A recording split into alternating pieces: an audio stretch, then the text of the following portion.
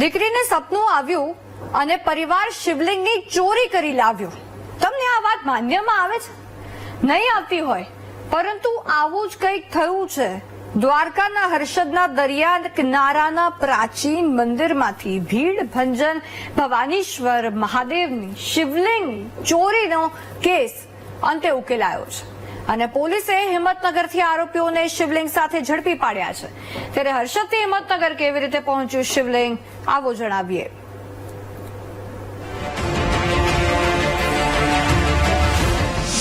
પૌરાણિક શિવલિંગનો લાગ્યો પત્તો. 3 દિવસમાં પોલીસે શોધી કાઢ્યું શિવલિંગ. હર્ષદથી હિંમતનગર કેવી રીતે પહોંચી ગયું શિવલિંગ? દ્વારકાના હર્ષદના દરિયા કિનારા પર પૌરાણિક ભીડભંજન ભવાનીશ્વર મહાદેવનું મંદિર આવેલું છે, જે મંદિરમાંથી 25 ફેબ્રુઆરીએ મોડી રાત્રે શિવલિંગની ચોરી થઈ અને મંદિરના પૂજારી સવારે મંદિર પહોંચતા જ ચોંકી ગયા. મુદ્દો ગરમાયો અને પોલીસે તપાસનો ધમધમાટ શરૂ કર્યો, જેમાં ચોર ટોળકીના તાર દ્વારકાથી છેક હિંમતનગર સુધી લંબાયા. પોલીસ પકડવા ઉભેલા જે લોકોને તમે જોઈ રહ્યા છો, આ તમામ લોકો આ પાપના ભાગીદાર છે, જેમણે મંદિરમાંથી શિવલિંગની ચોરી કરી હતી. જો કે આ કેસની કહાની ચોંકાવનારી છે. દીકરીને આવ્યું હતું સપનું. સપનામાં શિવલિંગ ઘરે લાવવાના સંકેત મળ્યા. શિવરાત્રીના દિવસે શિવલિંગ ઘરે સ્થાપવાથી પ્રગતિ થવાના મળ્યા સંકેત. તમને જાણીને નવાઈ લાગશે, પરંતુ દીકરીને સપનું આવ્યું અને પરિવારે શિવલિંગની ચોરી કરી. સાબરકાંઠાના મેટી ડિંબેના વતની મહેન્દ્ર કુમાર ઉર્ફે રમેશ મકવાણાની ભત્રીજીને રાત્રિના સમયે એક સપનું આવ્યું હતું, જેમાં દ્વારકા જિલ્લાના હરસિદ્ધિ મંદિર પાસેના દરિયા કિનારે સ્થિત ભીડભંજન મહાદેવના મંદિરનું શિવલિંગ પોતાના ઘરે લાવીને જો સ્થાપન કરવામાં આવશે તો ખૂબ જ પ્રગતિ અને ફાયદો થશે. દીકરીનું સપનું સાંભળી પરિવારે પણ મૂર્ખતાનો પુરાવો આપ્યો અને જગતસિંહ મકવાણા તથા વનરાજસિંહ મકવાણા, મનોજ મકવાણા તેમજ રમેશ મકવાણા અને અન્ય 3 મહિલાઓ સહિતના લોકોએ શિવલિંગ ચોરવાનું કાવતરું રચ્યું હતું. જુદા જુદા 2 વાહનોમાં હર્ષદ પહોંચ્યા. હર્ષદ પહોંચી આશ્રમમાં રોકાયા આરોપી. મંદિરમાં લોકોની હલચલ અંગે કરી રેકી.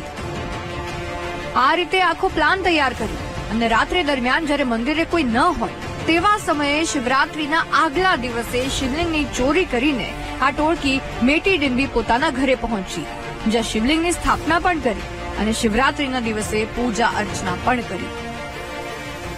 પ્રાથમિક પૂછપરછમાં ખબર પડી છે કે એમાં જે છે 2 બહેનોને એવા સપના આપતું હતું, જે એને કીધું છે કે પોતાના વતનના ઘર ખાતે આંગણામાં એક વાહનવટી માતાજીનું મંદિર અને એક અર્ધનારેશ્વરનું શિવલિંગની સ્થાપના કરો, જેથી તમોની ઉન્નતિ થશે.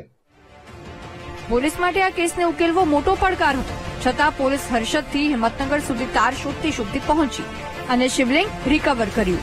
પરંતુ પોલીસને સફળતા કેવી રીતે મળી, જરા તે પણ સાંભળો. એ ટેકનિકલ સર્વેલન્સ અને જે સીસીટીવી હતો એના આધારે એક અમે ખબર પડી કે એમાં 2 વાહનોની શંકાસ્પદ મુવમેન્ટ હતી.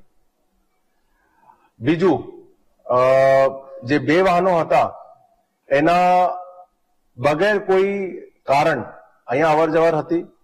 એના અમને ટ્રેસ કરતા અમને ખબર પડી કે એમાં કુલ 11 જેવા લોકો, એક અહીંયા સ્થાનિક જે આશ્રમ છે એમાં 2 દિવસ સુધી એનું રોકાણ હતું.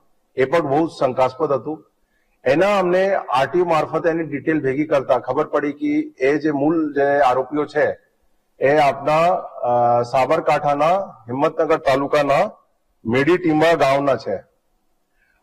આગળ તપાસ કરતા અમને તાત્કાલિક અહીંયા ટીમ મોકલી અને એમાં જે છે અત્યાર સુધીમાં અમારા 8 જે આરોપીઓ છે એ અટક થઈ ગયા છે. એમાં મેઇન જે છે એક મહેન્દ્ર કુમાર અને જગતસિંહ છે અને સાથે સાથે એમાં 3 લેડીઝ આરોપી પણ છે, જેના વિરુદ્ધ પણ જે આગળની કાયદેસર કાર્યવાહી હાથ ધરવામાં આવેલ છે. છે ને કોઈ ફિલ્મ જેવી સ્ટોરી, પણ આ કોઈ ફિલ્મની સ્ટોરી નથી, એક સાચી ઘટના છે. હાલ તો પોલીસે 8 આરોપીને ઝડપ્યા છે અને 3 આરોપી પોલીસ પકડથી દૂર છે, જેમની પણ શોધખોળ હાથ ધરવામાં આવી છે. સૃષ્ટિના સર્જનહારને કોઈ હાનિ પહોંચાડવાનો પ્રયાસ કરે તો શું તે વ્યક્તિ બચી શકવાના છે? ક્યારે પણ નહીં. દીકરીને સપનું આવ્યું અને પરિવાર શિવલિંગની ચોરી કરવા નીકળી પડ્યો. આ એક પ્રકારની ઘેલછા છે, બીજું કંઈ નહીં. કારણ કે જે ચોરી કરે તેને ભગવાન બરકત ના આપે. અહીં તો ભગવાનના શિવલિંગની ચોરીનું પાપ કરી નાખ્યું.